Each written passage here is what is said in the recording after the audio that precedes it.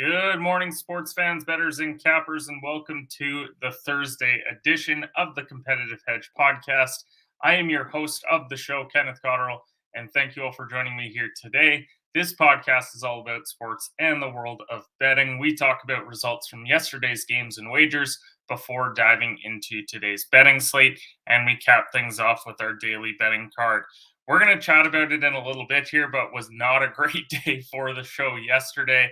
A lot of things did not go our way for the slate, but we are going to chat about the folks over at Bet99 before we get into things, which is a Canadian sportsbook and casino that offers in-play betting, player props, a cash-out option, and many more great products. There are a variety of sports available on the website to bet on, including NBA, NFL, NHL, and EPL. Bet99 works smoothly on both desktop and mobile, and their mobile app can be downloaded from the website's homepage. Now, depositing and withdrawing funds is hassle-free with a number of well-known methods available to use, so you know your money is safe and secure. The website can be viewed in both English and French, and customer service is available 24/7 with their live chat option. So go to bet99.com to make an account. Use code SHOOTERSON at sign up, and please gamble responsibly. You must be 19 plus years of age to do so, and it is available to persons in Ontario only. But most importantly, if you have questions or concerns about your gambling or the gambling of someone close to you, contact Connex Ontario at 1-866-531-2600 to speak to an advisor free of charge. Also, down below in the ticker, we've got the number there, as well as the names of our great networks that we're a part of, Off the Ball Network and Blue Collar Media Group as well. So what went wrong yesterday? Well, pretty much everything, because it was a 1-4 day for the show, and I thought it was going to get out to a great start. We had Crystal Palace and Manchester United. Talked yesterday about how maybe Manchester United had things a little bit too easy recently. They were up 1-0. Looked like it was going to finish that way, and Palace steals a 91st minute goal to tie the game, and a 1-1 finish on the both teams to score. We cash there. After that, brutal. TCU, they lose outright 74-65 to West Virginia.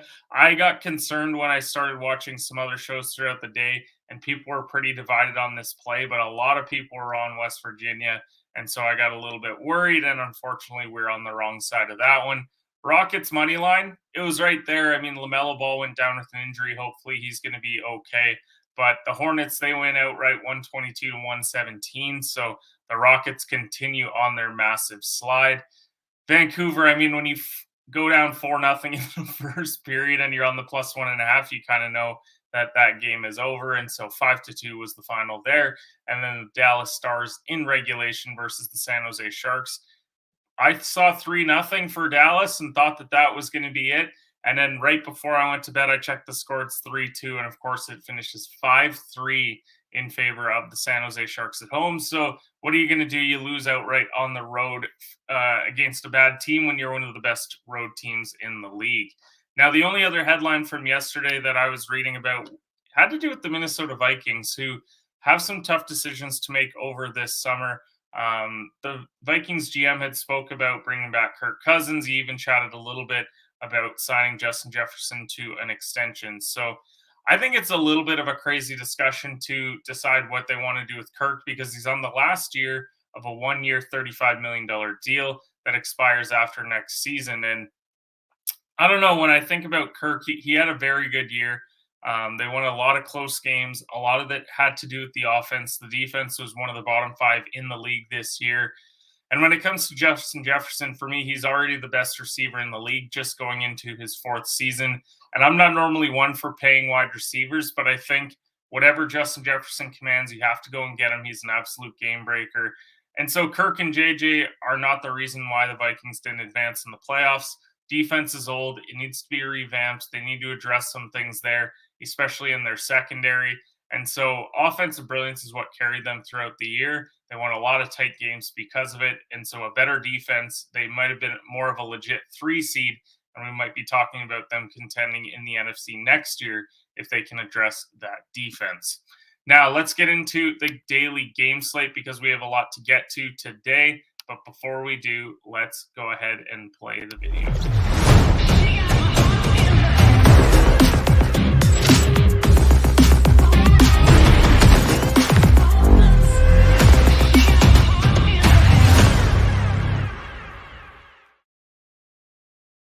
right, so let's start with the PGA.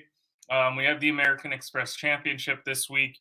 Wasn't the best field last year, but it looks a little bit improved this year. We do have the defending champ is Hudson Swafford, who beat Hoagie by 2, and then Harmon, Griffin, and Hodges by 3 last year. But as I said, it wasn't a super loaded field. Last year, you had Siwoo Kim, Sung Jae John Rahm, and Scheffler were in the field. They were kind of the big names, and Tony Finau as well. So when I was looking over this tournament, I was looking for a couple of good value plays in the top 20 range. I wasn't sure if I really wanted to go down a winner play yet.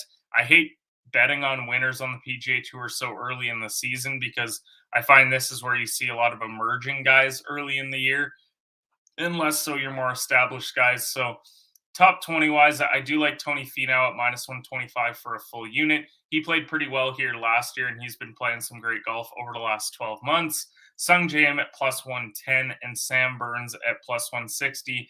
Burns was a 4-time winner on tour last year, and Im has been playing some great golf dating back to that President's Cup. So I really like those three for the top 20. Top Canadian at plus 133 is Adam Hadwin. I feel good about that play as well. Not the most loaded field. No Corey Connors here. Basically going to have to go up against guys like Taylor Pendrith to get that one. So full unit there. And then final unit is on Tony Finau over Scotty Scheffler at minus 106. Obviously, when you're going ahead and betting against a top 5 player in the world, you're going to be taking a bit of a gamble. But I do feel like Finau's in a little bit better form recently. So I really like him this week at the American Express. EPL wise, you got to head over to Man City and Tottenham. Manchester City coming off their loss to Manchester United 2-1 over the weekend, and Arsenal handling Tottenham in the North London derby. Now, I kind of am intrigued by this Tottenham plus 1.5 at minus 117. While I do believe that City's going to pull out a win here today, I don't think it's going to be my multiple goals. I think Tottenham realizes that they're in a bit of trouble here with where they're at in the table, not playing their best football over the last couple months here. So I think this is a spot for them to really compete. I don't know if they're going to have enough to edge them out, but they are 5th in the table, hoping to hop back into the top 5 or top 4 relatively soon. And so I really do like that plus 1.5. We do have an official play on this game that's not that one, but if you're looking for a full game play, then that's one that you can certainly look at. NBA wise, 5 games on. The issue is there's a lot of question marks around these games due to various injuries. This one isn't an injury one, but Chicago minus 6.5 versus Detroit. I just really don't want to bet an international game when they're heading over to Paris to play. It is a bit of an odd spot. Chicago's only 8-14 against the spread away this year, so I'm staying away from this one despite Detroit being a bad team. Golden State and Boston. Boston's minus 5.5 right now. If you like Golden State, you probably go and bet it right now because there is the likelihood that Jaylen Brown might not go today. In fact, it's all the way up to minus 6.5. So if you like Golden State, go and get it now. If you actually like Boston, you might want to wait on this line until this evening, until that game time decision is decided. Toronto's minus 3.5 versus Minnesota. Major injury concerns for the T-Wolves, who are on a back-to-back. Toronto are relatively healthy. I think if you like Toronto, you bet it once the final injury report is out. It opened at minus 1.5.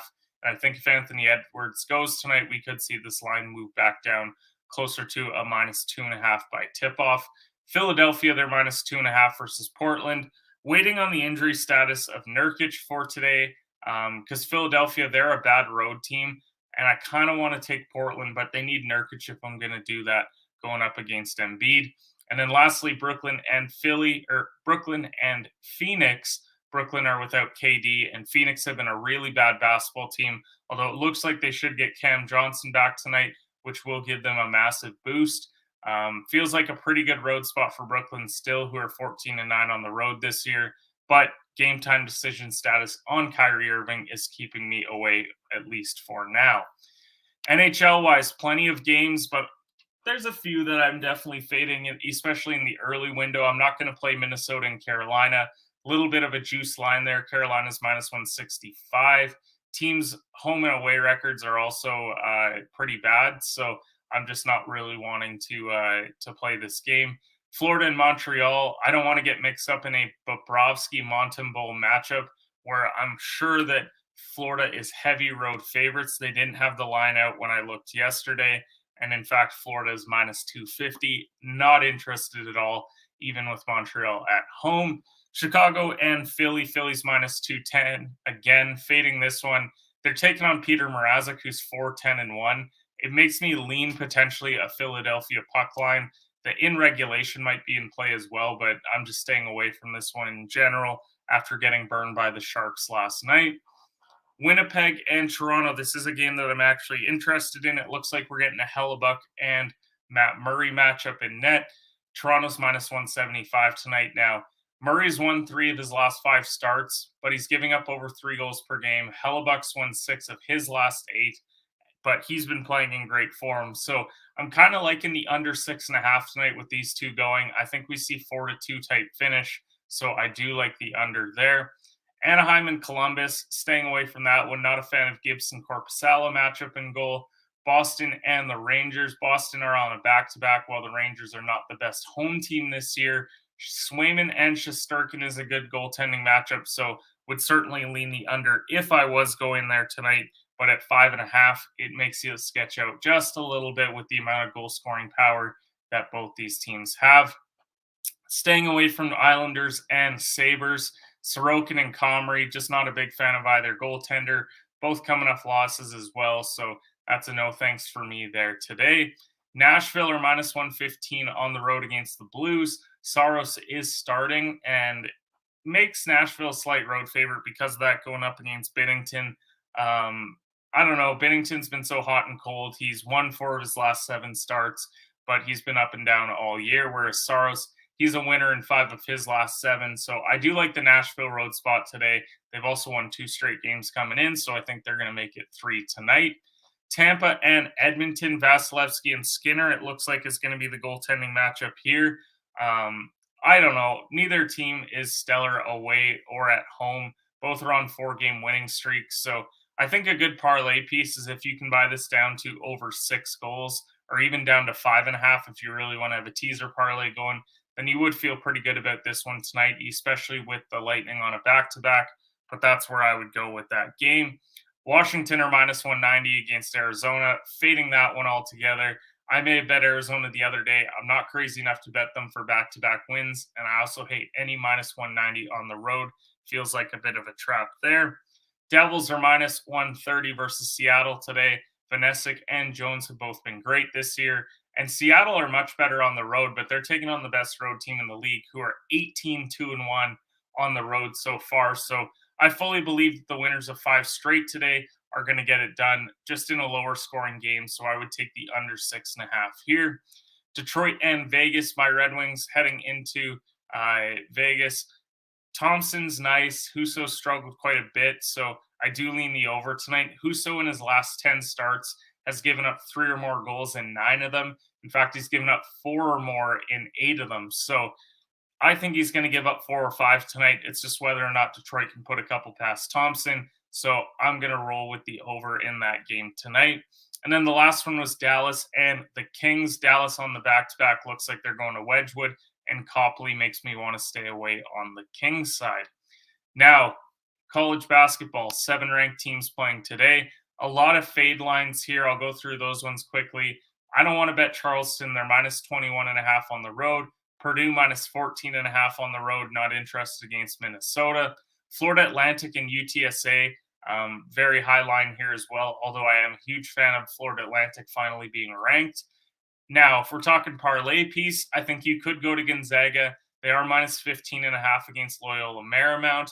I think if you buy it down a few points, because it was, as I said, 15.5, if you can get it down to 11.5 or 10.5 in a teaser parlay, I think I would feel a lot more comfortable there. But at minus 15.5, I wouldn't play that full line today. Now, early on, I do kind of like Michigan State at home today against Rutgers, number 23 in the country. Straight up money line today is minus 150. I don't want to get into spreads because when we're talking about over-under here, it's 124.5, and that's due to how good Rutgers' defense has been this year. So I think it's going to be low scoring. I think it's going to be tight, but at the end of the day, I like the Spartans at home to get it done. I do like Arizona minus 6.5 today against USC. I think USC, the Trojans, are rather overrated. In fact, the last time I went and looked at a USC line, they were taking on UCLA. I bet on USC and they got blown out. So I think anytime they've played a quality opponent, they've shown that they are not a great team this year. And so I think Arizona is going to get to that 85-point range. I don't think USC is putting up more than 75. So give me that spread today. And then lastly, you got UCLA minus 4.5, number 5 in the country, taking on Arizona State. I feel like this is an awkward road spot and one where UCLA could actually lose outright today. The Sun Devils have won 4 in a row, so I was tempted to take the points, but I'm just going to tune in instead for a late night Pac-12 matchup. But with that, we've given you all the games, we've given you all the betting lines. Now let's head over to our last call pick segment, which is sponsored by Last Mountain Distillery, and we'll give you guys our plays for the day. But before we do, let's play the video.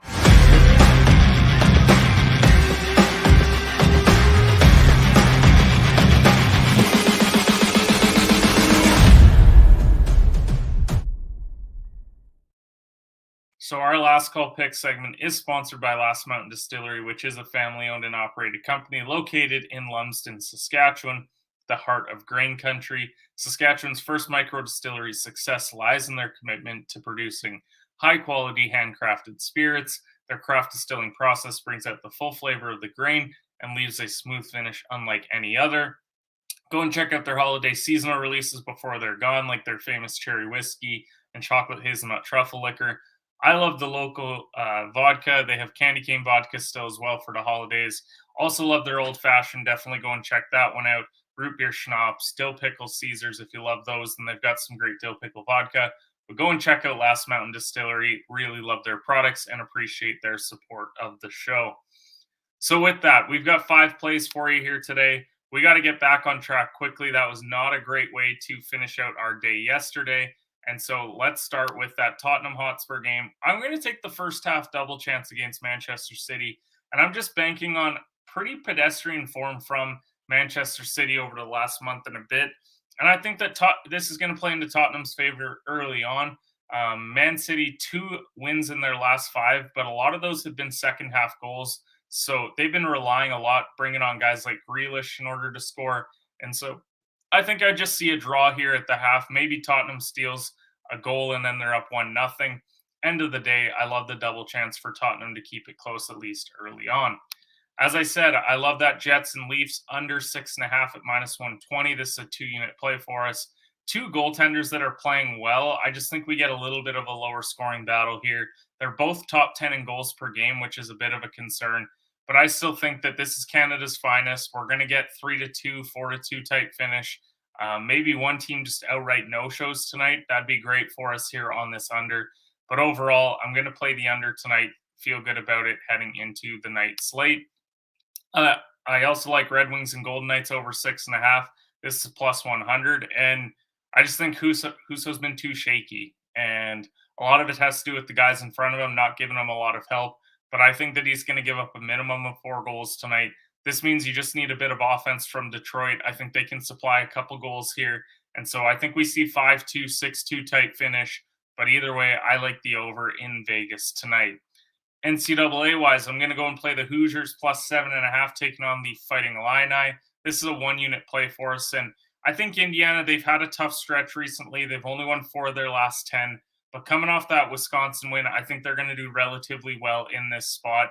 They are taking on a team that's won 4 games in a row in Illinois, but not a lot of quality wins over that stretch either. They're not exactly beating the Purdue's of the world in the Big Ten. And so I'm just expecting a 3 to 5 point finish here. Could even end in an Indiana road upset. But overall, I love the points at the plus 7. And then to cap things off, Arizona minus 7 versus USC at minus 110 for 1.5 units.